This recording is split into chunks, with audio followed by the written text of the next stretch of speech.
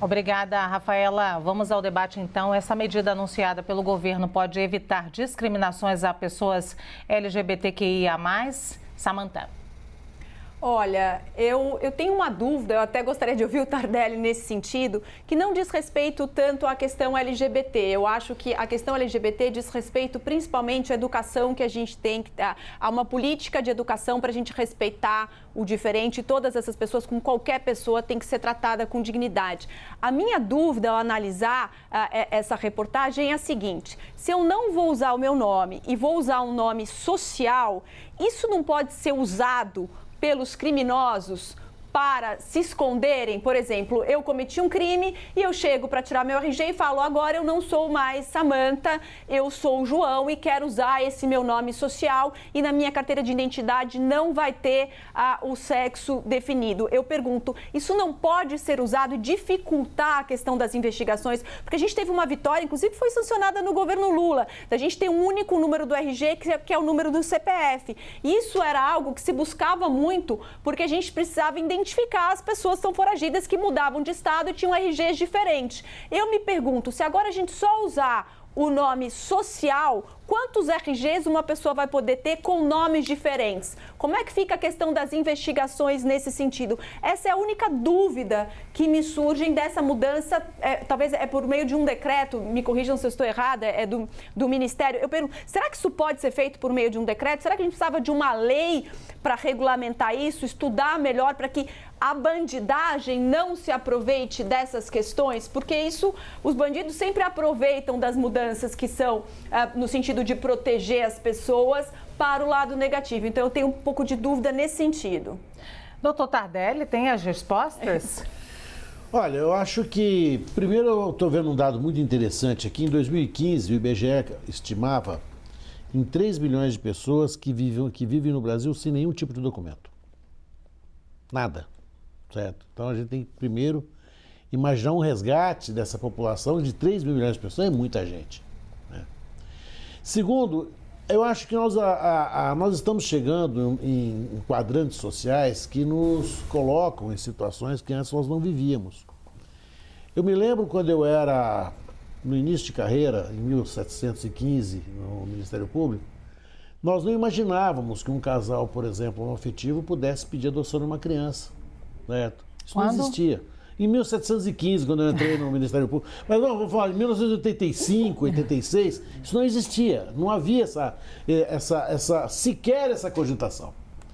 Nós não imaginávamos que alguém, olha, possa, e é a forma como a pessoa se identifica, com o seu nome social.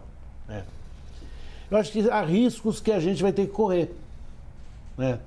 Porque mas esse risco levantado pela Samantha é um risco real. É um risco real. A gente não pode ser ingênuo dizer que não. É um risco que a gente vai ter que correr. Porque se você tiver 2 nomes no RG, você não tem a mesma pessoa. Não pode chegar e falar assim, olha, o nome de batismo é esse, o nome e o nome social é outro. Com o qual você quer se identificar. Porque o RG é a forma como a pessoa é a sua identidade. Né? Não, eu acho que é um risco, Samantha, que nós vamos ter que correr e, de alguma forma, secar esse risco com outras medidas. Mas você não pode ter 2 RGs, só para quem está nos assistindo, que também está com a mesma dúvida, Samantha, só para você saber, eu falei assim, a primeira pergunta vai ser exatamente a que você fez, eu apostei com a minha equipe. Porque todo mundo ficou no mesmo questionamento. Então é isso. A pessoa não pode ter 2 RG desse novo agora, cada um com o nome, que a Samantha também levantou essa possibilidade. Eu faço 2 RG, um com Luciana da Silva, outro com João de Deus, sei lá. Sim, que nome ruim que eu escolhi, né? Vai ser o CPF, e se eu mudar de ideia? Vai ser o CPF. Mas é que é o CPF. Aí eu vou ter um RG Samantha, aí amanhã eu decido que eu sou João. Eu vou lá, não preciso de nenhuma comprovação, coloco meu nome social é João. Dali uma semana eu mudei de ideia, eu quero me chamar Gabriela. Como é que fica isso? Eu não sei, eu estou pensando, fazendo aqui o advogado do diabo, porque essas situações vão ter que ser enfrentadas. Eu acho que essas perguntas atualmente não têm resposta. Olha, nós temos identificação pelo CPF, né? Que na verdade é a nossa identificação nacional. Né? Vai ser um processo de mudança, de transição longo, para um RG nacional. Deverá demorar anos isso para acontecer. Com todos os documentos, né, também. A gente está falando o sonho era que isso que no RG você tivesse seu cartão de vacinação, certo? Toda a sua situação pessoal não coberta pela privacidade, que você pudesse utilizar um único documento com o qual você pudesse andar, certo? Tirando todos os outros da sua vida. É um sonho, que eu acho que a gente vai chegar lá. Agora, essas questões nós vamos ter que ir discutindo no rumo da carruagem. É aquela história das abóboras na carroça. Enquanto elas vão se acertando e a gente vai ver o que vai acontecer. Muito bem, a nossa produção trouxe até aqui já algum esclarecimento dizendo o seguinte: o decreto que vai regulamentar a emissão desse novo RG aí, dessa nova carteira nacional, com as alterações, tem previsão de ser publicado no final de junho, vai ser publicado ainda. E a partir da publicação da norma, todos os documentos já serão emitidos com o novo modelo. E depois dessa publicação, dessas nossas dúvidas, ou muitas das nossas dúvidas, já poderão ser sanadas, né? Porque realmente ficam várias lacunas aqui. A ideia inicial, muito boa, de permitir também que pessoas LGBTQIA+, possam utilizar o nome social sem a constante discriminação que eles sofrem. Perfeito, Lu. Primeiro, eu também levantei essa preocupação já muito bem colocada pela doutora Samantha. Segundo, caso essa preocupação fosse sanada, eu não vejo nenhum problema, né, em eliminar ou diminuir ou ajudar a evitar qualquer forma de discriminação. Agora, eu também não acho que é isso aí que vai corrigir as discriminações e os preconceitos que a gente tem no país. A gente precisa, como bem falado ontem, a gente falou desse tema aqui, foi a mesma opinião minha, trazer mais conscientização, trazer mais luz a esse tema, que no grande debate frequentemente a gente vem falando. Já falamos tanto de casos de racismo, casos de homofobia. Então, eu acho que esse é o papel da mídia, de trazer luz, trazer o debate e dos governantes. Por isso que eu não posso deixar de falar também que o exemplo tem que vir de cima. E a gente não pode esquecer. Espero que o presidente Lula tenha revisto as suas opiniões e o seu jeito, tanto de falar sobre a orientação, né, das pessoas que vivem em Pelotas ou em qualquer lugar do Brasil, remetendo à fala dele, que eu falei aqui no grande debate, sobre as mulheres do PT, o que elas têm ou o que elas não têm. Outra frase, pode botar lá, o que o Lula falou, não dá pra falar aqui na CNN, ou sobre o machismo ou a violência contra a mulher, quando, não vai bater na mulher em casa não, bate em outro lugar. O que é isso? Então, o exemplo tem que vir de cima também, Lu. Espero que o presidente Lula tenha se arrependido, se desculpado por essas falas e mudado. Assim como o presidente Bolsonaro falou um monte de asneira nesse sentido, de todos os jeitos. Tá? Então, a conscientização e o exemplo dos líderes, eu acredito que é algo que vai permear mais pela sociedade e quanto mais a gente falar, a gente vai mudando e vai quebrando qualquer cultura de preconceito que a gente tiver na nação. E o nosso público já participando aqui. Luciano, o RG fica mesmo número, você pode mudar 1000 vezes o nome, mas o RG vai continuar o mesmo número. A gente sabe que é o mesmo número do RG, o mesmo número do CPF. A questão levantada pela Samantha aqui, a Michele, que escreveu aqui pra gente.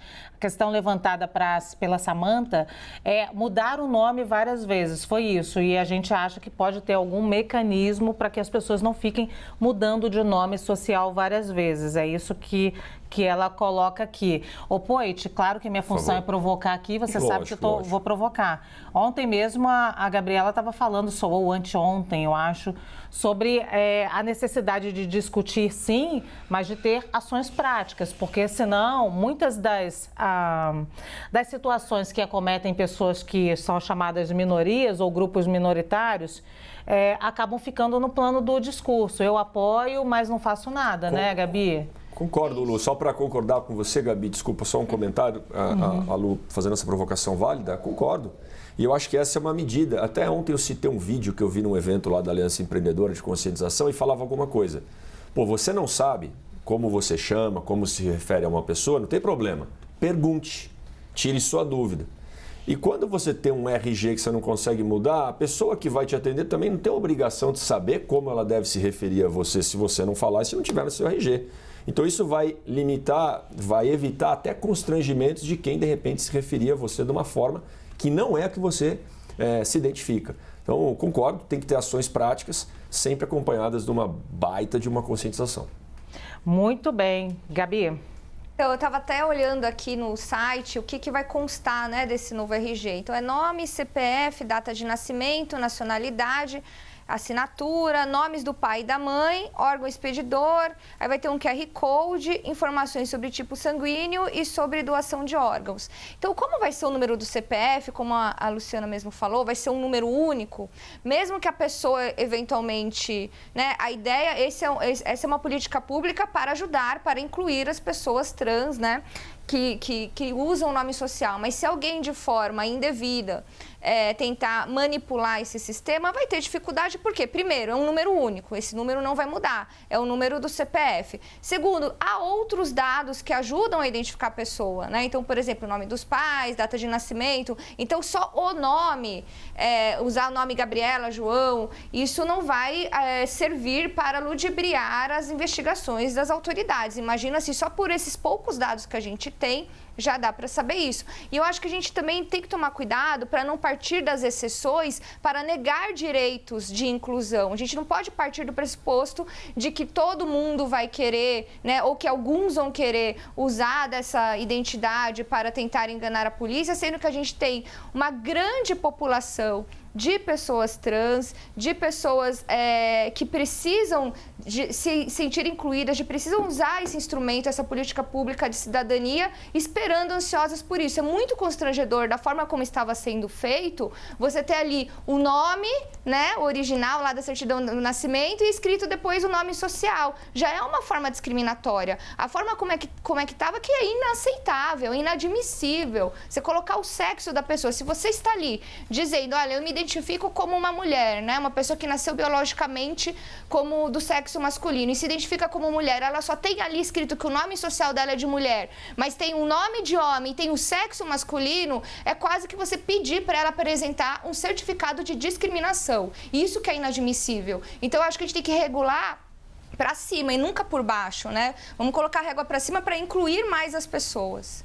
Luciana, só que eu não estou dizendo que eu estou negando esses direitos, eu acho que a gente tem que ver a maneira de compatibilizar. Por exemplo, se você lançar uma lista dos procurados, o nome vai estar João, mas no RG vai estar Maria. Essa dificuldade, eu não sei como chegar numa solução para que você nem aumente a criminalidade, nem viole o direito das pessoas. Eu não sei se isso precisa ser melhor discutido, não sei também, como você colocou, se depois de junho isso vai ser discutido ou não. A única ressalva que eu faço é a criminalidade se aproveitar disso e como a gente se blinda disso. Eu acho que essa é uma discussão válida, gente, até acho importante e é normal e é natural uma discussão válida. Tardelli pode até corroborar ou não, eu sei que você quer falar, porque é o seguinte, a gente, quando tem uma mudança na sociedade, eu acompanhei a discussão sobre cotas durante muito tempo e ela foi extremamente criticada. Como vai ser isso, como vai discriminar, como vão burlar, como não sei o quê, como não sei o quê. Como diz a Gabi, partiram das exceções.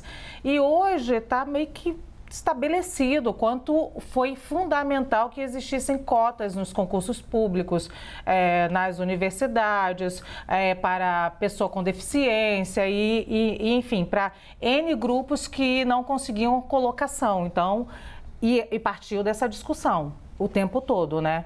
Vai, Tardelli, para a gente fechar essa discussão. Sobre fechar um estudo desenvolvido pela Faculdade de Medicina de Botucatu, da Unesp,